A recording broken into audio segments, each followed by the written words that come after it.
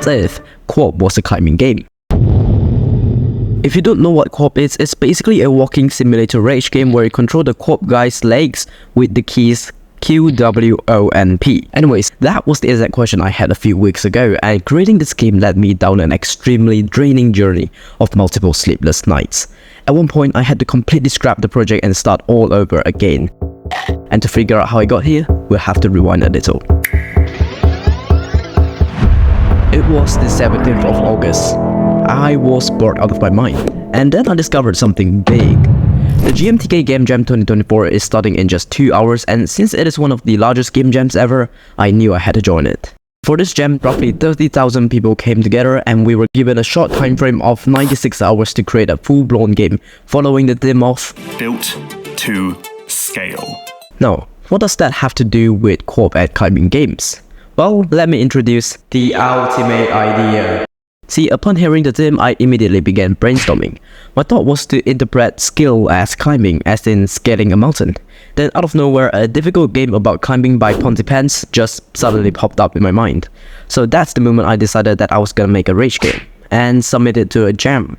Not a good idea, since we'll be given a 1-week voting period after the jam ends, and obviously rage games make you rage, which probably means heaps of 1-star ratings coming my way. Anyways, to solidify the rage game concept, I wanted to incorporate the mechanic of easy to understand but hard to master controls that seem to be a common trend among rage games. That's right, this is where co-op comes in. I decided that the climber should have ragdoll physics, and each limb is either gonna hold or release based on whether or not you're holding the respective keys, which for whatever reason I decided to choose A, W, E, and F. Then to determine the direction the released limb was gonna move, I had a spinning blue circle with an arrow that points in that direction, so the timing of controls is crucial in this game. And as the creative genius I always am, I named the game the most original and unique name ever that definitely isn't inspired by the controls. Meet AWEF, the rock climbing rage game. And in case you're wondering why I went for rock climbing instead of mountains, well, rocks are way easier to draw, and honestly my art skill is depressing. So I booted up Illustrator and got to work drawing the climber for the game. I blame it on my art skills and lack of using Illustrator, but it is easier said than done. Honestly, this stickman is an eyesore to look at, so feel free to roast my art skills in the comments. Next, I cut up the stickman into parts, tossed it into the game, and stitched it back together with some joints. I also slapped a floor in there so that the stickman doesn't fall into the abyss. And just like that, I present to you ragdoll physics on a stickman.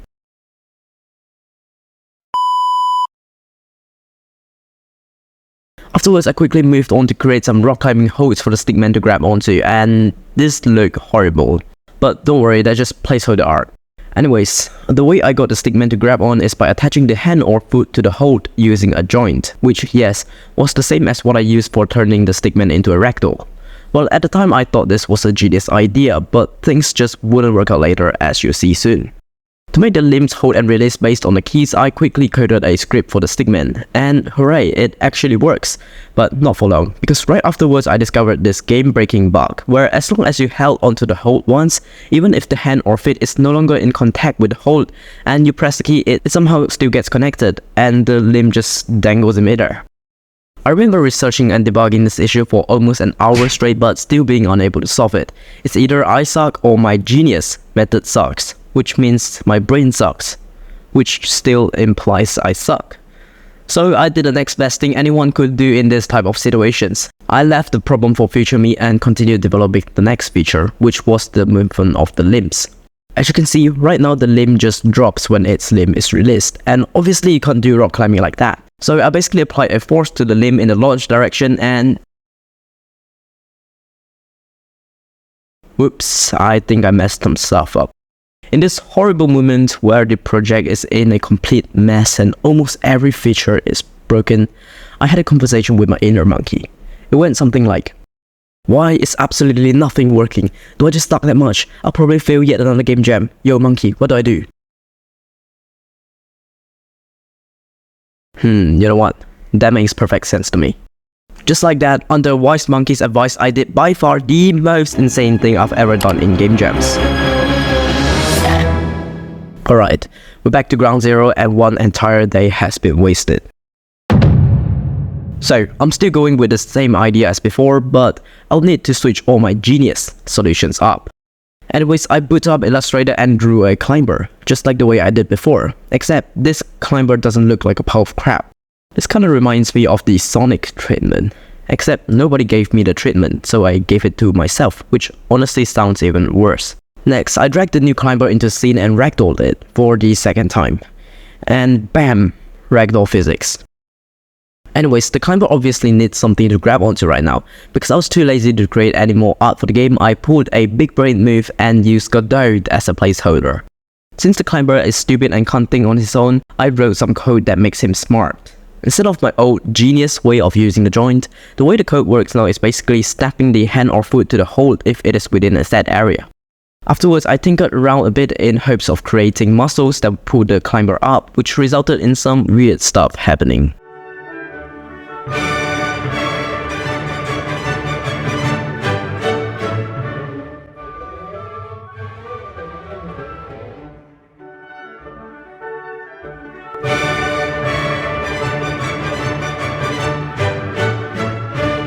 Alright, I toned the master pulling effect down a ton to make it less explosive, and it now doesn't really pull, but who cares.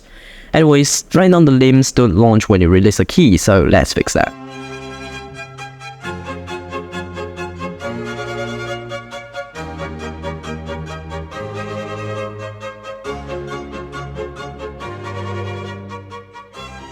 Well, 1000 errors later, the movement works. You know what else works right now though? My genius brain.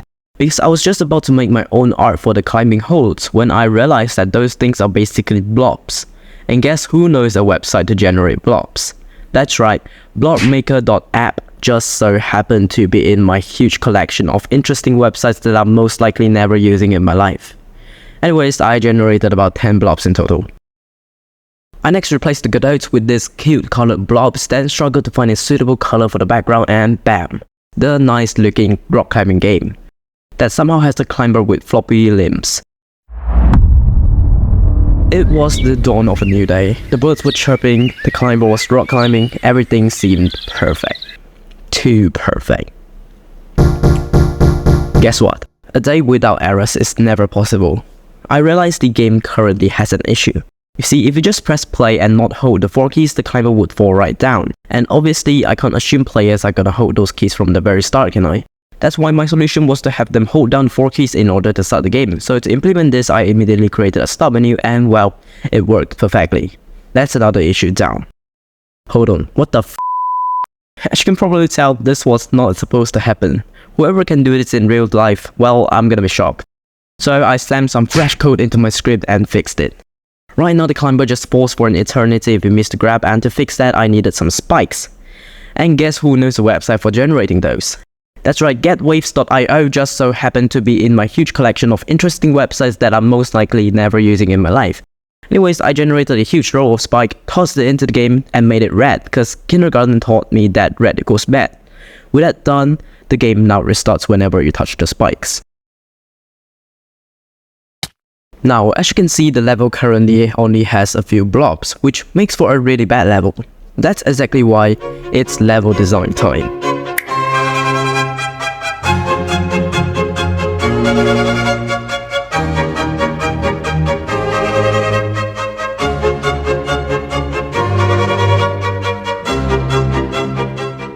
Oh, and did I mention I made this script that picks a random color and blob shape for the blobs with just a single click.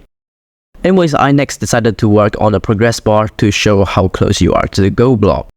But what's a progress bar for if there's no goal blob yet? To fix that, I designed a flag and popped some confetti. After that, I realized that the UI looked bad, and I needed a font for the text, so I found one and just slapped it onto every text in the game. I also replaced the game name text in the start menu with a proper name, and generally just make the menus look better. I didn't realize that climbing without a need for speed feels boring. That's exactly why I implemented a speedrun timer that never stops. Anyways, I fixed that and made a save and load script so that the game stores the player's personal best. The core gameplay loop is basically done at this point, so I decided to work on a logo for the game, and this is something I've never actually done for a game jam project before, due to my shitty time management skills, which are honestly worse than my art skills. Alright, one eternity later, this was what I came up with. which in my opinion doesn't look too bad. The final day has arrived, and this is where things normally start getting tense, but to my surprise, my time management skills weren't actually that bad at all because I basically had only very few things to implement. Anyways, I wanted to spice up the start menu a little, so I added a settings button, a tutorial button, and some other cool stuff. Obviously, the buttons aren't just there for decoration, so I put together a settings screen, and guess what? I even had time to go beyond the basic volume sliders and coded some much appreciated key binding. This took a fair chunk of my time because of the saving and loading preferences and whatnot, but I felt like it was definitely worth it since not everyone uses the QWERTY layout and the controls might become a nuisance to those people. Now with the settings screen done and dusted, you'd expect that I would work on the tutorial screen next, right? Well, no. I suddenly realized that the game sounds like this. That's right, it's not your ears or my editing software glitching, the game is completely silent. Obviously, I had to fix it. After borrowing some sound effects online, I slammed them straight into the game and it was sounding wonderful. But according to a genius game developer, aka me, a game without music is a game without soul, unless it was on purpose, which was definitely not the case with this game. So I found this amazing music by Heatley bros, and hear me out. The evil thing about me using this music is that if you've never seen my game's gameplay and heard this music on the start menu, you'd mistaken this game for a chill, relaxing game. But once you press play, guess what? You get greeted by a rage game. Anyways, I then wanted to add some extra polish, so I drew an autumn leaf and had many of those fall, which added a really nice vibe. Next, I made a stunning art for the windscreen, which I'm not gonna spoil here, so go play the game if you want to see it for yourself, and you're welcome to roast me if the windscreen sucks. With that done, I really need to get back to my tutorial screen. Since I was too lazy to create an interactive tutorial, I just put a few arrows and text on some screenshots and chucked it all in. Guess what? That was it. The game was completed. I submitted it to itch with a whopping 4 hours and 46 minutes left till the deadline. I didn't really feel like making more improvements at this point, and to be fair, I was really tired from all the cramming and sleepless nights. Now back to the question from the beginning of the video. What if co-op was a climbing game? Allow me to introduce you to AWEF, the game where co-op meets rock climbing, and also known as the Rage game with a flying climber made in 4 days by a semi-dumb game dev. The results of the game jams are out, and AWEF got placed 1,359 out of 7,605 games, which is pretty good to be honest, cause keep in mind that this was a Rage game, and well, it beat 82% of the games submitted, which is the best I've achieved in comparison to all my past game jams. Anyways, to give you a little push, here's the proof that AWEF is a good game. Wait no, wrong image. Here's the actual proof. With that said, if you want to try out AWEF for yourself, links in the description, or if you want to watch my wild journey of speedrunning game development, click here.